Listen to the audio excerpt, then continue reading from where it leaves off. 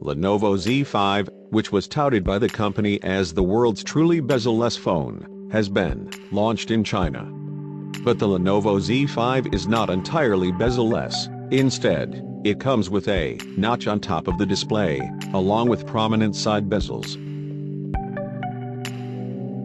Lenovo Z5 features a 6.2 inches Full HD Plus IPS display with a 19:9 aspect ratio and 90% screen-to-body ratio.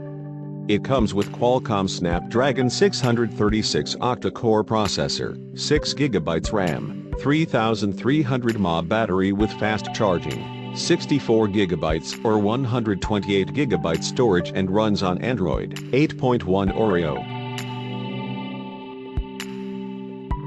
There is a 16 megapixels plus 8 megapixels vertically aligned dual rear camera setup with LED, flash, f/2.0 aperture, HDR and AI capabilities.